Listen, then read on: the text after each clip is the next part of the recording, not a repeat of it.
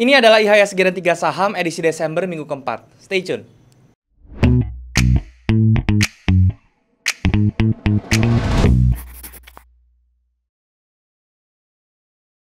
Halo guys, balik lagi sama gua Daryl di Daily Channel. Hari ini kita masuk ke segmen IHSG dan 3 saham. Buat kalian yang belum tahu, ini adalah segmen membahas kondisi IHSG dan juga saham-saham yang kira-kira bisa dijadikan referensi untuk tradingkan selama 1 minggu ke depan. Tapi sebelum gue mulai, gue mau ingetin buat kalian belum punya grup trading, kalian bisa join di grup trading gue di aplikasi Discord. Linknya ada di bawah, kalian tinggal klik di situ buat join. Dan gue gak pernah punya grup lain selain di Discord, jadi kalau misalnya ada mengatasnamakan gue di platform lain seperti Telegram, Facebook, dan juga Instagram, terutama untuk mereka yang menawarkan investasi dalam bentuk apapun, harap hati-hati karena itu adalah penipuan.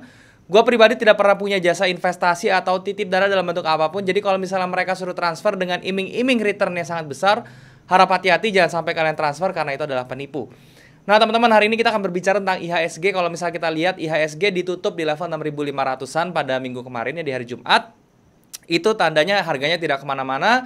Dan memang ada koreksi sedikit teman-teman dari 2 minggu yang lalu teman-teman ya. Dan itu memang kalau misalnya kita melihat dari patternnya juga, IHSG itu sedang membuat calon-calon head and shoulder yang mana itu merupakan bearish pattern, tapi nanti finalnya tetap masih kita lihat karena dia belum menyentuh yang namanya neckline dari head and shoulder tersebut.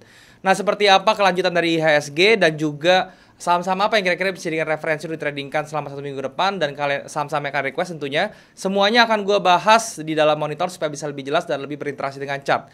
So, tanpa berlama-lama lagi, langsung saja kita ke monitor teman-teman.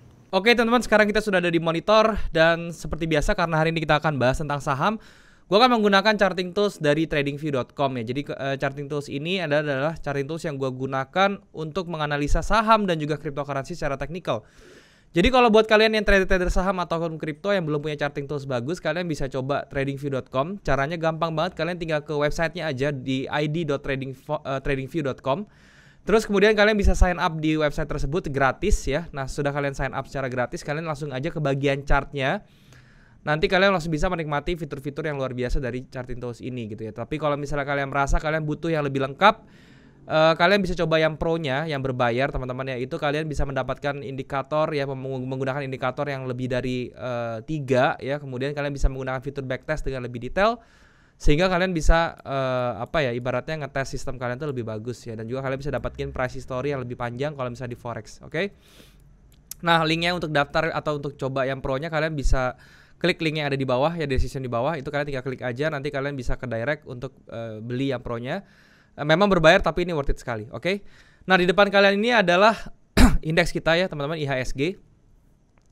Kalau misalnya kita lihat dari indeks kita IHSG ini, memang ada pattern head and shoulder yang belum jadi ya. Ini ada neckline-nya di angka 6.000, sekitar 6.400-an teman-teman ya, 6.480-an itu neckline-nya si head and shoulder-nya. Dan sekarang dia lagi kena di supportnya teman-teman ya, di level supportnya di level 6.530-an.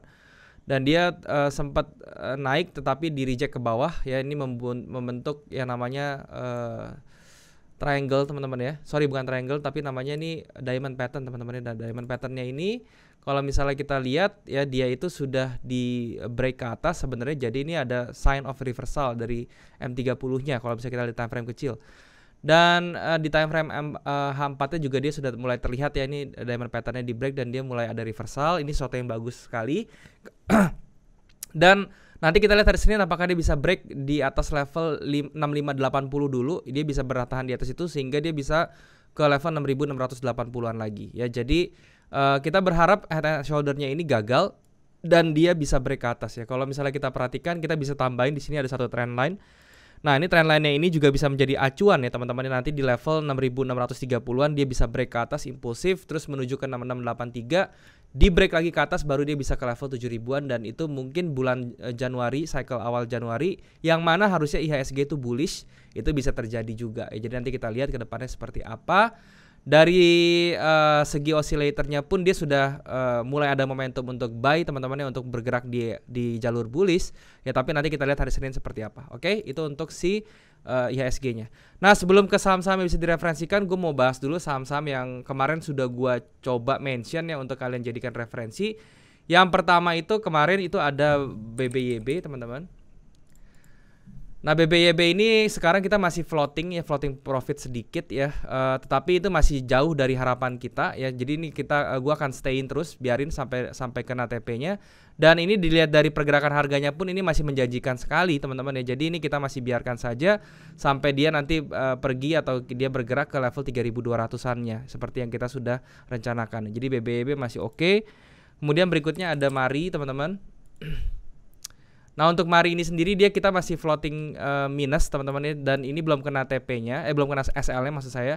Tapi ini juga masih berpotensi ke atas karena di sini jadi build up teman-teman ya. Jadi ini gua akan biarin aja sampai dia kena SL-nya.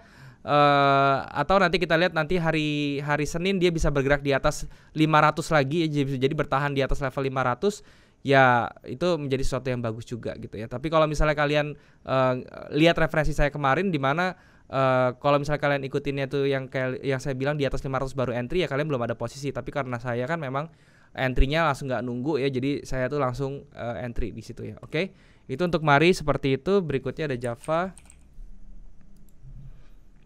Nah, untuk Java ini juga sama teman-temannya, kita masih berada di harga entry kita di 1600-an ya, jadi ya it's okay. Dan di sini kalau misalnya saya lihat dia juga mulai build up, dia punya bullishnya. Jadi nanti ini saya biarin, saya percaya nanti hari Senin tuh dia bisa up ya sampai ke mulai bergerak floating profit ya nanti hari Senin ya sampai ke 1700-an ya, karena di sini sudah kelihatan bayarnya itu sudah mulai ada atau sudah mulai masuk. Oke, untuk JPFA seperti itu. Nah, sekarang untuk saham-saham yang kira-kira bisa dijadikan referensi untuk tradingnya selama 1 minggu ke depan adalah pertama ada BFIN teman-teman ya.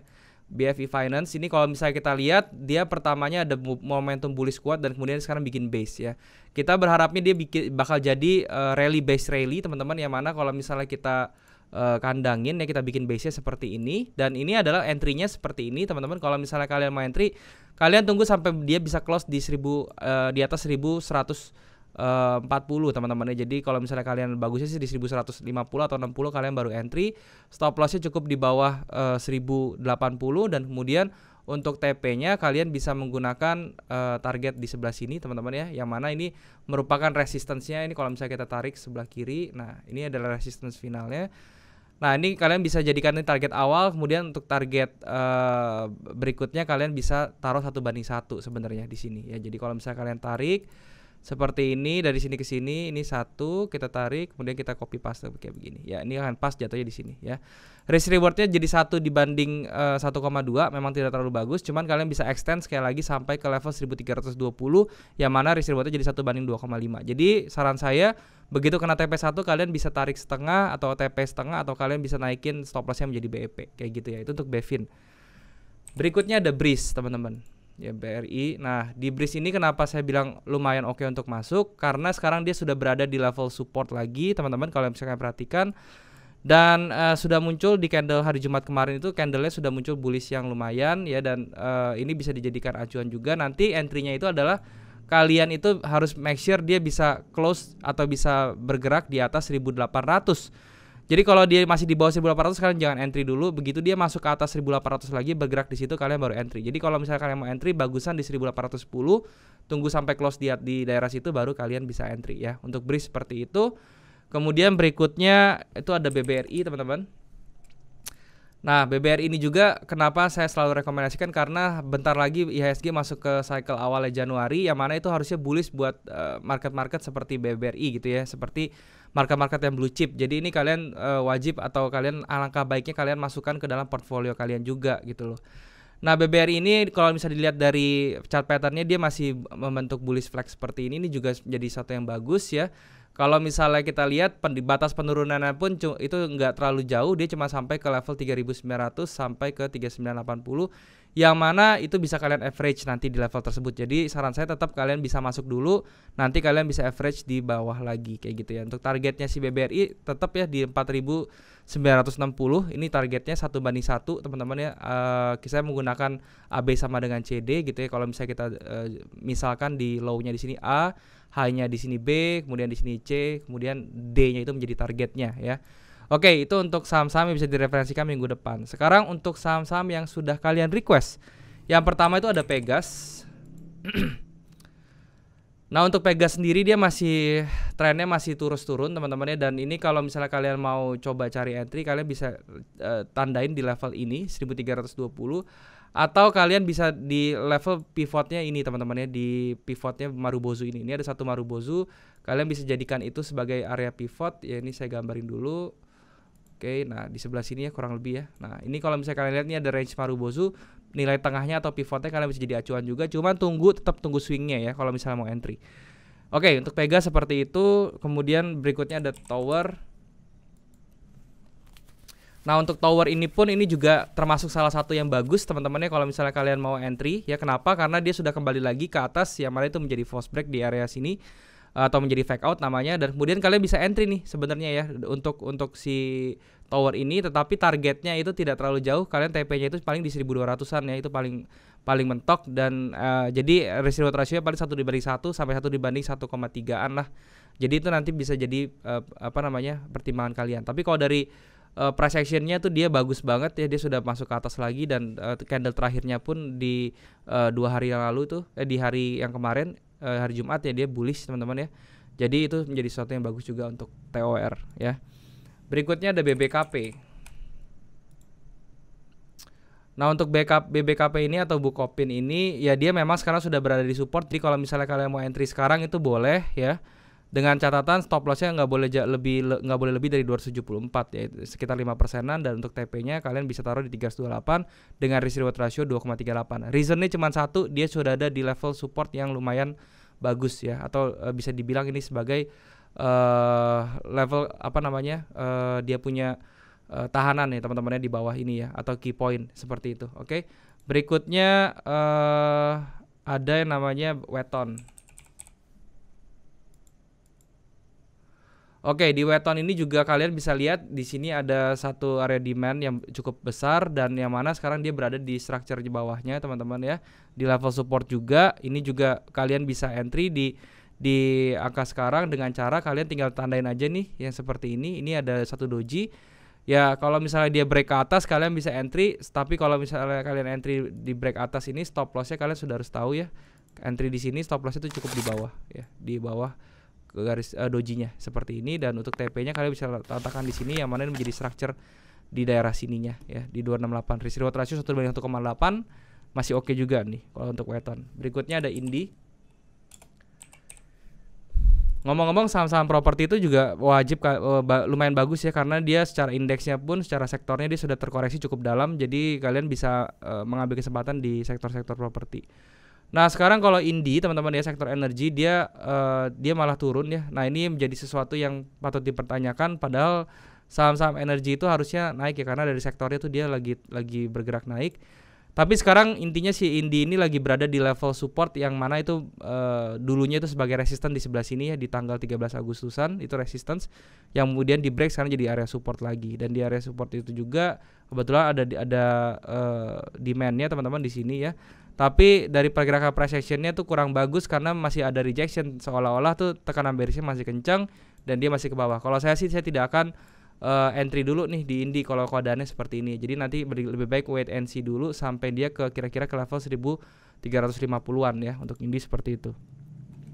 Berikutnya ada AGI, Aneka Gas Industri teman-teman ya, dan ini cukup, yang kemarin saya bilang cukup oke, dia sudah breakout ke atas dan sekarang lagi retest ke bawah. Nah level berapa nih kalau misalnya kalian mau entry di si Aneka Gas ya, kalian bisa taruh di 1600-an teman-teman. 1600-an itu menjadi area retest ini loh ya, trendline-nya ini menjadi area retest dan juga banyak harga yang ketahan di situ, sehingga itu bisa jadi area price reversal zone yang mana kalau misalnya kalian masuk di situ memiliki risk reward yang bagus. Ya di sini saya bisa gambarin juga, di sini ada area demand kecilnya. Jadi kalau misalnya kalian mau entry bisa di angka 1555 sampai 1600-an, itu menjadi area entry yang bagus buat si Aneka Gas. Nextnya ada Agro.